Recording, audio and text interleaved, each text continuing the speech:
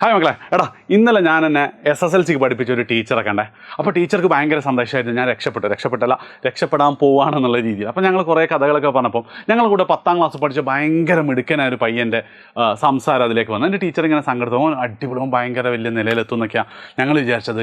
പക്ഷേ +2 ആ സ്കൂളിൽ പോയതോടുകൂടി എന്താണ്, അവൻ ആകെ ഉഴപ്പി വഴി തെറ്റിപ്പോയി. അവനിപ്പോൾ നാട്ടിലൊരു ചെറിയ ജോലിയൊക്കെ ആയിട്ട് ചെയ്യണം. അതായത് അവൻ്റെ ഒരു ക്യാപ്പബിലിറ്റിക്ക് അത്രയുള്ള നല്ല ജോലിയൊന്നും അല്ല എന്നാണ് എനിക്ക് പറഞ്ഞത് ടീച്ചർക്ക്. അതുകൊണ്ടാണ് അങ്ങനെ പറഞ്ഞത്. അപ്പം കഴിഞ്ഞ 5 വർഷമായിട്ട് ഈ +1 കുട്ടികളുമായിട്ട് ഒരുപാട് ഇൻട്രാക്ട് ചെയ്തുകൊണ്ട് എനിക്ക് സത്യം പറഞ്ഞു കഴിഞ്ഞാൽ അവൻ്റെ കാര്യം വെച്ച് സങ്കടപ്പെട്ടു. അത് ശരിക്കും അവൻ ഉഴപ്പിയതായിരുന്നില്ല. അവൻ രക്ഷപ്പെടാൻ വേണ്ടി കുറേ ശ്രമിച്ചിട്ടുണ്ട്. പക്ഷെ ആ ഒരു റൈറ്റ് തിങ് അവന് കിട്ടിയില്ല അല്ലേ? നിങ്ങൾക്ക് ഇപ്പോൾ ഏകദേശം ആ സ്റ്റേജിലുള്ളത്. SSLCക്ക് മോസ്റ്റ്ലി എന്തായിരിക്കും, ഫുൾ A+ ഉണ്ടാവും, അല്ലെ അത്യാവശ്യം നല്ല മാർക്കൊക്കെ ഉണ്ടാവും. +1 എത്തിയപ്പം ആകെ പകച്ചിരിക്കുകയാണ് അല്ലേ? ആൻഡ് പകച്ചിന് കുറേ കഴിഞ്ഞാൽ എന്ത് ചെയ്യും, നമ്മളെ കൊണ്ടാവില്ല, അവനെ നമ്മളങ്ങോട്ട് വിടും. അങ്ങനെ വിട്ടുപോയതായിരുന്നു അവൻ. അതുകൊണ്ട് തന്നെ ടീച്ചറെ സംസാരം കേട്ടപ്പോൾ തന്നെ ഞാൻ തീരുമാനിച്ചാണ് ഈ ഒരു വീഡിയോ ചെയ്യണം എന്നുള്ളത്. കാരണം മിക്കവാറും നിങ്ങളെ കുടുംബത്തിലെ, നിങ്ങളെ നാട്ടിൽ നിങ്ങൾക്കറിയാവുന്ന ഏതെങ്കിലും ഒരാൾ ഇങ്ങനെ ഉണ്ടാവും അല്ലേ? എന്ത് SSLC നല്ലോണം പഠിച്ചിട്ടുണ്ടായിരുന്നു, +1 എത്തിയപ്പോൾ ആകെ ഉഴപ്പി എന്നുള്ളത്. അടുത്തത് നിങ്ങളാവാതിരിക്കാൻ ഇങ്ങനെ ഒരു വീഡിയോ ചെയ്യണമെന്ന് ഞാൻ ഉറപ്പായിട്ടും തീരുമാനിച്ചാണ് അല്ലേ? സത്യമല്ലടാ? നിങ്ങൾക്ക് ആ ഒരു പേടി നിങ്ങൾക്ക് തോന്നില്ലേ? ഒന്നും ശരിയാവുന്നില്ലല്ലോ, ഇനിയിപ്പോൾ എന്താ ചെയ്യുക, എന്നെ കൊണ്ട് പറ്റൂല എന്ന് പറഞ്ഞ് ഡ്രോപ്പ് ചെയ്യാൻ നിങ്ങൾക്ക് തോന്നുന്നില്ലേ? അങ്ങനെ ഡ്രോപ്പ് ചെയ്യാതിരിക്കാൻ വേണ്ടിയിട്ടാണ് ഈ ഒരു വീഡിയോ. ഏറ്റവും ആദ്യം അവർക്കൊക്കെ പറ്റിയ കാര്യം എന്ന് പറയുന്നത്, അവരൊക്കെ SSLC പോലെ തന്നെയാണ് +1 എന്ന് വിചാരിച്ചത്. പക്ഷേ വളരെ ക്ലിയറാണ്, SSLCയും +1 തമ്മിൽ വലിയ വ്യത്യാസമുണ്ട്. SSLCയിലെ ട്രിഗ്നോമെട്രിയും +1 ട്രിഗ്നോമെട്രി എടുത്തു കഴിഞ്ഞാൽ നിങ്ങൾക്ക് ആ വ്യത്യാസം മനസ്സിലാവും. +1 ഫിസിക്സ് ടെക്സ്റ്റ് തുറന്നാൽ നിങ്ങൾക്ക് ആ വ്യത്യാസം മനസ്സിലാവും. കെമിസ്ട്രിയിൽ ആദ്യത്തെ പാഠം കണ്ടാൽ വ്യത്യാസം മനസ്സിലാവും. ആനിമൽ കിങ്ഡം ബയോളജിയിൽ കണ്ടാൽ നിങ്ങൾക്ക് എന്തായാലും വ്യത്യാസം മനസ്സിലാവും അല്ലേ? വളരെ ക്ലിയർ അല്ലേ? എസ്പെഷ്യലി ടെക്സ്റ്റ് ബുക്കിലെ കണ്ടന്റ് ഉണ്ടെങ്കിൽ കൂടി SSLCക്ക് നിങ്ങളെന്താ ചെയ്തതെന്നും ഞങ്ങളെന്താ നിങ്ങളെ കൊണ്ട് ചെയ്യിപ്പിച്ചത് നിങ്ങൾക്ക് അറിയാലേ? അവസാനം നല്ല ലൈവ് ക്ലാസ്സസ് മാത്രം മതിയായിരുന്നു ഫുൾ A+ എത്താൻ. പക്ഷെ അതിപ്പോൾ പോരല്ലേ? അതായത് പഠിക്കുന്ന രീതി അടക്കം എന്താണ്, പഠിക്കുന്ന രീതി അടക്കം മാറണം. ബൈഹാർട്ടിന് ഭയങ്കര ഇമ്പോർട്ടൻസ് ഉള്ള SSLCന്ന് കൺസെപ്റ്റ് മനസ്സിലാക്കി പഠിക്കണം +1 അല്ലേ? ശരിയല്ലേ? അപ്പം ആ ഒരു മാറ്റം നമ്മൾ ഉൾക്കൊണ്ടേണ്ട സമയമായി കഴിഞ്ഞു. കാരണം എന്താ, ജൂലൈയിലായിരിക്കും നിൽക്കുക. ജൂലൈ, ഓഗസ്റ്റ് 2 മാസമായി. ഓണപരീക്ഷ പല സ്കൂളുകളിൽ നടന്നു.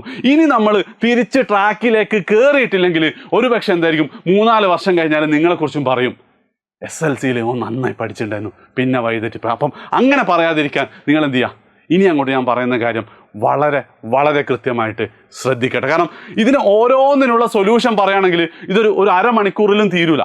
കാരണം എങ്ങനെ മനസ്സിലാക്കി പഠിക്കണം എന്നുള്ളൊരു വീഡിയോ ആണ്. കൺസെപ്റ്റ് എങ്ങനെ ക്ലിയർ ആക്കണം, ഫിസിക്സ് എങ്ങനെ പഠിക്കണം, മാത്സ് എങ്ങനെ പഠിക്കണം, കെമിസ്ട്രിയിലെ ന്യൂമറിക്കൽ എങ്ങനെ പഠിക്കണം, ഓർഗാനിക് കെമിസ്ട്രി ഞാൻ പറയാൻ പറഞ്ഞതാ. നിങ്ങൾ SSLC പഠിച്ച ഓർഗാനിക് കെമിസ്ട്രി എനിക്ക് വന്ന +1 2 പേജ് തീർക്കുന്നുണ്ട്. ഓക്കെ, ഈ ഓർഗാനിക് കെമിസ്ട്രി നിങ്ങൾ +1 പഠിച്ചിട്ട് +2 4-5 ചാപ്റ്റർ ഉണ്ട് ഓർഗാനിക്, ഒന്നും നിങ്ങൾക്ക് മനസ്സിലാവില്ല. അപ്പോൾ ആ ലെവലിലുള്ളൊരു ട്രാപ്പിലാണ് നിങ്ങളുള്ളത്. അപ്പം ഓരോന്ന് എങ്ങനെ പഠിക്കണം എന്നൊക്കെയുള്ള വീഡിയോസൊക്കെ കുറേ ചെയ്യാനുണ്ട്. അത് ഉറപ്പായിട്ടും നിങ്ങൾക്ക് വേണമെങ്കിൽ നിങ്ങൾ ജസ്റ്റ് ഒന്ന് കമൻറ്റ് ചെയ്താൽ മതി. ഞാൻ ചെയ്തു തരാം, യാസീൻ സർ ചെയ്തു തരാം, ബിലാൽ സർ ചെയ്തു തരാം. എല്ലാവരും കൃത്യമായിട്ട് നിങ്ങൾക്ക് എങ്ങനെ പഠിക്കണം എന്ന് പറഞ്ഞുതരും. പക്ഷേ അതിനൊക്കെ മുന്നേ നിങ്ങൾ എൻഷുർ ചെയ്യേണ്ട ഒരു കാര്യമുണ്ട്. അതെന്താണെന്ന് വെച്ച് കഴിഞ്ഞാൽ, ഇപ്പം ഹാർവാർഡിൽ മുമ്പ് ഒരു സ്റ്റഡി നടന്നിട്ടുണ്ടായിരുന്നു. ഈ അക്കാഡമിക്കലി ഭയങ്കര ബ്രില്യൻ്റ് ആയിട്ട് ഫുൾ A1 ഒക്കെ സ്കോർ ചെയ്യുന്ന, A+കളൊക്കെ സ്റ്റോർ ചെയ്യുന്ന ഒരുപാട് കുട്ടികളുടെ റിസർച്ച് നടത്തിയിട്ടുണ്ടായിരുന്നു. എന്നിട്ട് which are the study techniques, നിങ്ങളിങ്ങനെ ടോപ്പർ ആവാൻ എന്തൊക്കെ സ്റ്റഡി ടെക്നിക്കുകളാണ് നിങ്ങൾ ഫോളോ ചെയ്തതെന്നുള്ള ആ ഒറ്റ ക്വസ്റ്റ്യനാണ്. അപ്പം അവർ കുറേ ടെക്നിക്ക് ഉണ്ട്. അതിൽ ടോപ്പ് 5 ടെക്നിക്കുകൾ ഉണ്ടായിരുന്നു. ആ ടോപ്പ് 5 തന്നെ എല്ലാ കുട്ടികളും 100% ഓഫ് സ്റ്റുഡൻസും ചെയ്ത 2 കാര്യങ്ങൾ ഇനി അങ്ങോട്ട് നിങ്ങൾ ചെയ്യണം. ഒന്നാമത്തെ കാര്യം എന്താണെന്ന് വെച്ചാൽ ഇതാണ്, നിങ്ങൾ വാട്ട് ഷുഡ് ഐ ഡു എന്നുള്ളത്. ഒന്നാമത്തെ കാര്യം, നിങ്ങൾ സമയം സ്പെൻഡ് ചെയ്യണം. അതാണ് അവരൊക്കെ പറയുന്നത്. അത് സിമ്പിൾ സാധനമല്ല, ഇത് സാറ് പറഞ്ഞു തരണമെന്ന് ചോദിക്കും. പക്ഷെ അതാണ് റിയാലിറ്റി. നിങ്ങൾ സമയം സ്പെൻഡ് ചെയ്താലും മാത്രം എന്ത് ചെയ്യാനുള്ളൂ, നിങ്ങൾക്ക് ചെയ്യാൻ പറ്റും. ഇവിടെ ഞാൻ എൻട്രൻസിനെ കുറിച്ചൊന്നും പറയുന്നില്ല കേട്ടോ. എന്നാലും എന്താണ്, ഒരു 2 to 3 hours ശരിക്കും നിങ്ങൾക്ക് വേണം. ഇനി അങ്ങോട്ട് ഡെയിലി നിങ്ങളെ കൊണ്ട് പറ്റും. നിങ്ങളൊന്ന് ആലോചിച്ച് നോക്കി, ഇതേപോലെ അങ്ങ് ജീവിച്ചാൽ മതി എന്നാണെങ്കിൽ, അതായത് നിങ്ങളെ പാരൻസിനൊക്കെ ഇതേപോലത്തെ ഒരു ലൈഫ് മതി, ഇതേ വീട് മതി, ഇങ്ങനത്തെ ഒരു സാമ്പത്തിക സ്ഥിതിയിൽ തന്നെ ചിലപ്പോൾ നിങ്ങൾ ഭയങ്കര റിച്ച് ആയിരിക്കും.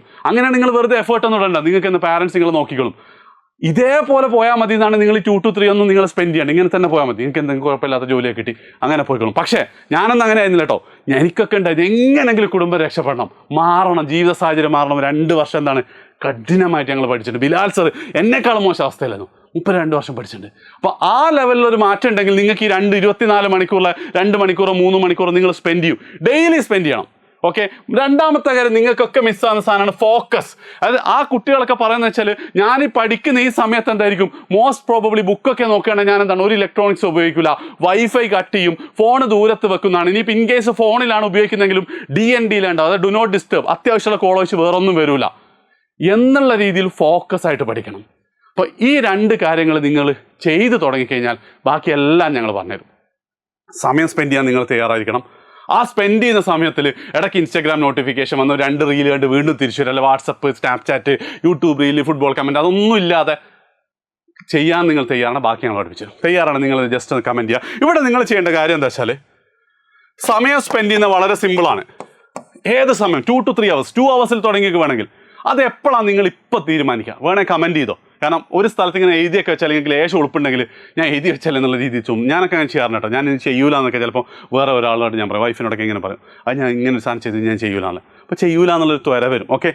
അതായത് രാത്രി 8 to 10 ഞാൻ പഠിക്കാനുള്ള സമയം. എന്ത് വന്നാലും പഠിത്തമല്ലാത്ത വേറൊരു കാര്യം ഞാൻ ചെയ്യൂല. അണ്ടിലല്ലാണല്ലോ അതൊരു കല്യാണം അല്ലെങ്കിൽ കുടുംബത്തിൽ നിന്ന് ആരെ വിരുന്ന് വരികയൊക്കെ അല്ലെങ്കിൽ പുറത്ത് പോകുന്നല്ലെങ്കിൽ ഞാൻ എന്ത് ചെയ്യും, ഫോൺ നോക്കൂല എന്നുള്ള തീരുമാനിക്കാം. ഓക്കെ. രണ്ടാമത്തെ കാര്യം എന്ന് പറയുന്നത് ഈ സമയത്ത് ഫോൺ DND-ഇല്ല. കാരണം നിങ്ങൾ മിക്കവാറും പഠിക്കുക യൂട്യൂബിൽ നിന്നല്ല അവിടുന്ന് ഇവിടുന്നൊക്കെ ആയിരിക്കില്ല. യൂട്യൂബിൽ നിന്നൊക്കെ പഠിക്കുന്ന കുഴപ്പമൊന്നുമില്ല, അതൊന്നും എനിക്ക് വിഷയമല്ല. കോഴ്സ് വിൽക്കല ഒന്നും പരിപാടിയില്ല. ഫോൺ DND നിങ്ങൾ ഇതൊന്ന് ശീലിപ്പിച്ചോ. ഇനിയിപ്പോൾ നിങ്ങൾക്ക് പഠിക്കാനും പറ്റില്ലേ, ഇന്ന് മുതൽ എന്ത് ചെയ്യുക, രാത്രി 8 to 10 ഫോൺ ദൂരെ വെച്ച് വെറുതെ ഇരുന്ന് നോക്ക്. ഒരു 3-4 ദിവസം കഴിഞ്ഞ് നിങ്ങൾക്ക് പിന്നെ ഒന്നും വെറുതെ ഇരിക്കുന്നതല്ല പഠിக்கலாம். സെറ്റായി കഴിഞ്ഞാൽ ഉറപ്പെങ്കിൽ ലൈഫിൽ രക്ഷപ്പെടും. അതായത് ഒരു കാര്യം കൂടെ ലാസ്റ്റ് ഞാൻ പറഞ്ഞു നിർത്തട്ടോ, അത് ഇപ്പോഴത്തെ കാലത്ത് രക്ഷപ്പെടില്ല അത്ര എളുപ്പമൊന്നുമല്ല. അല്ല, നേരെ തിരിച്ചാ അത്ര ബുദ്ധിമുട്ടല്ല. കാരണം എന്താ വെച്ചാൽ നിങ്ങൾ നോക്ക്, നിങ്ങളുടെ കൂടെയുള്ള എല്ലാവരും ഡിസ്ട്രാക്റ്റഡ് ആണ്. അപ്പം അവരെടുത്ത് നിങ്ങൾ ഒന്ന് ഫോക്കസ് ചെയ്ത് ഇത് ചെയ്താൽ നിങ്ങൾക്ക് രക്ഷപ്പെടാൻ പറ്റും. രക്ഷപ്പെടണ്ടടാ. പാരൻസ് ഒക്കെ സ്വപ്നം കണ്ടു തുടങ്ങിയിട്ടുണ്ടാവില്ലേ, ഇനി ഒരു 5 കൊല്ലം കൂടെ കഴിഞ്ഞാൽ എൻ്റെ അതാപൊക്കെ കഴിയുമല്ലോ, എൻ്റെ കഷ്ടപ്പാടൊക്കെ കഴിയും, മോൻ എന്നെ രക്ഷപ്പെടുത്തും എന്നൊക്കെ എന്ത് ചെയ്യും അവർ കരുതുന്നുണ്ടാവും.